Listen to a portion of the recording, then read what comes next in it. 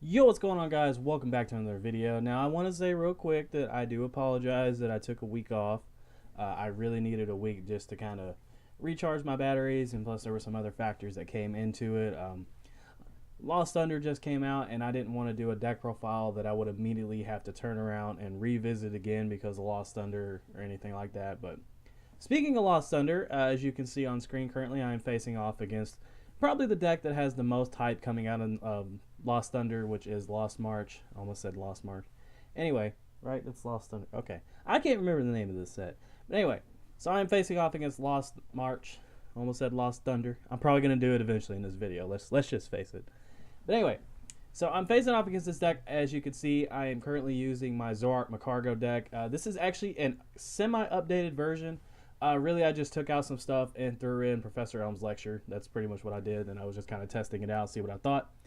But I nest ball for the Slugma, and then I was able to grab 3 Zoroas. I actually almost nest ball for a Zoroa, but then I remembered that it was 60 HP on lecture, and so I was like, you know what, I'm going to get myself a full bench here and just kind of go from there. I'm fully expecting this Zoroa to go down, so I'm not going to attach anything to it. My opponent has 3 Hop Hip, so more than likely Natu is going to be taking out this little Zoroa here. But yeah, basically, I just needed a week off. I just needed time to just kind of recharge my batteries and focus on other things and kind of take it easy. Also, I was kind of in like a creative funk, and so yeah, I think I just kind of needed that week off. But we're back. We're going to be doing some more videos here. I actually have some more videos I got to upload too. One of them is another gameplay against a newer deck, which I'm pretty excited about. I'm going to be trying to get some more gameplays for you guys here on the channel because those are honestly like my favorite videos to do. You know, I'll just get on there, play some Pokemon TCG Online, and it's not a video that I really need to sit there and like creatively think about and try to, you know, get it going. I just pretty much have to sit down, play Pokemon, and then boom, there's a video. But as you guys can see on screen currently, my opponent is absolutely just getting incredibly set up. He just got the Trumbeak thing or whatever the heck that name is. He got that. He's got 2 Jumpluff and a Natu. And in this matchup, more than anything, I was more worried about the Jumpluff because Natu, of course, is going to be hitting Zoroark for resistance. So there has to be a lot of stuff in the Lost Zone for Natu to really like one-shot a Zoroark. So basically in this match, I was like, you know what? I'm going to just target down the Jumpluff as much as I absolutely can. So I'm going to play this counter catcher, bring up the Jumpluff, and I already have a Zoroark, a DC, and then I get to do a Lily for 6 cards, which is always nice. So yeah, I get myself a fresh hand of 6. Now, I actually was kind of, sort of getting some dead draws here early in the game. And another thing that I actually thought was really funny was I can use my unit energy to target back, you know, and use his Lost March, which was really funny. I read it like multiple times to make sure I got the attack right, and it just said, you know, in the Lost Zone. So yeah, that's pretty much what I was doing there. I was like, you know, I'm going to hang on to the unit energy just because it is another card that I can attack with, and I don't have to sit there and rely on pulling DCs the entire game. And by this point in the match, my opponent already had more than enough cards in the Lost Zone for me to be able to use that attack and just take a knockout. So we actually kind of traded back and forth throughout this match. It was a pretty close game, honestly, and this was like one of my first times playing against this deck. So it was basically just a chance for me to kind of see how the deck plays. I was pretty familiar with it just from what people talking about, but I really wanted to see how it played and just see if there was like anything necessarily I needed to specifically target down. And in this matchup, I just decided to target down Jumpluff over the Natu because the resistance factor came into it. But basically with a full bench, you don't really have to worry about too much with Zoroark. You don't even need a full bench to one-shot, but if you sit there and you let them crank up enough Pokemon in the, you know, the Lost Zone, then you're just going to be basically trading back, you know, 1 prize opposed to 2. So yeah, as you guys can see there, Natu only hit me for 80, which means he's basically 3-shotting me at this point. The Shrine will factor in that, but I just, for some reason, never grabbed my Devour Field early enough in the game. I don't know why I didn't do that, but yeah. I think I wait till like really late in the game to just target down Devour Field and get it on there and get rid of the Shrine. I don't know the thought process behind that. I guess I was just like, you know what, 10 damage, whatever. I'll take 20 between our turns. It's cool, you know. 10 and then 10, 20, it's fine. I don't know. I was playing super ballsy this game.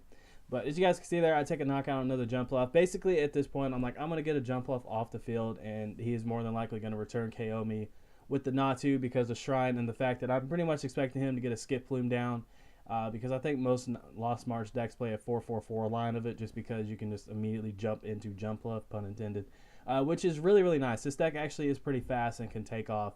There's so many cards in this deck that can help you out. You got Professor Elm's Lecture. You can grab Hoppip and Skip Bloom, as we saw earlier in the game.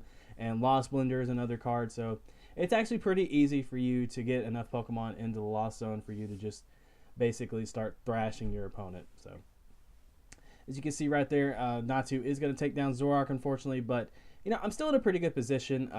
He only has 2 Pokemon on the field. He's not one-shotting me just yet.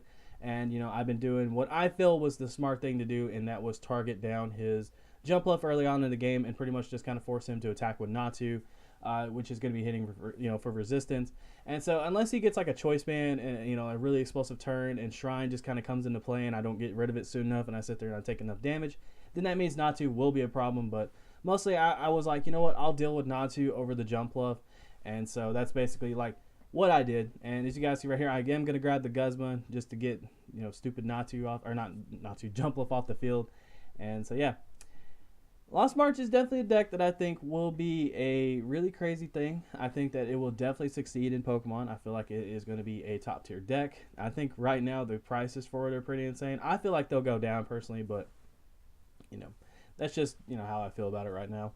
I'm trying to get some stuff on Pokemon TCG Online still. I'm actually waiting because my friends were like, yo, we're going to buy some more packs, so don't do your stuff just yet because you're going to have more packs coming soon. So, yeah, you guys can fully expect some Lost Thunder decks here on Pokemon TCG Online. That is the goal right now. And I'm working on some ideas, working on some stuff, in real life too that I can do for videos. So, pretty exciting. But my opponent basically just has a lone Natu here. It is a 3-3 prize, and I'm one-shotting. He's not at this point. And so that's pretty awesome there. And he's going to grab a Tapu Lele. And basically at this point, I was like, all right, maybe it wasn't a bad thing that I didn't get rid of that Shrine just yet, because I can easily just bring up that Lele, Choice Band, and then hit for 150. And so that was a plan right there. I have Magcargo, and then I have Slugma, so I just need another Magcargo, and it'll be pretty easy to pull that off. As my opponent plays down a beautiful Judge, a beautiful full art Judge. I like the art for that card. It's pretty nice. Right here, I grab a Sorola pretty much at what I think would be the ideal time to grab it, just so that way he can't knock out my Zoroark and then just have to Guzma up either like a Ranger or something like that and take it out. So, yeah, that's basically going to be the supporter I play right here. That and like I just said Lost Lecture. Anyway, Professor Elm's Lecture is basically kind of like Bridget last format. You want to play a high number of them so that way you can potentially open with them. And right now, you can either open Lecture, you can open Lily, which is really nice, and I play Nest Ball, so opening Lily won't be too bad. I would ideally like to start, with a decent hand with a Lecture, but, as the game progresses, you can finally just start, using trade to get rid of those Lecture, just like you did Bridget last format, which is really nice. And I'm currently finally getting rid of the Devour Field, and, I was like, I can play down Devour Field at this point and hit for an extra 10, and then I'll just be able to get rid of the Tapu Lele, so it'll be fine. And yeah, pretty much I felt like I played this game out pretty okay for it being like one of my earlier times playing against this deck. And I think that targeting down the Jump Left whenever I have the resistance was a smart thing to do. But I feel like I should have held on to this Ultra Ball. I get rid of it for some reason. I don't know why I feel like I needed to keep it even now, but just something tells me I should have held on to it.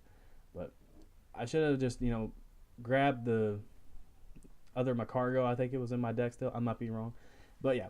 So I'm going to go down to 2 prize cards here. And basically at this point, I'm feeling extremely comfortable. In all honesty, I realistically pretty much have the game sealed. And there it goes. My opponent just tackles me for 50.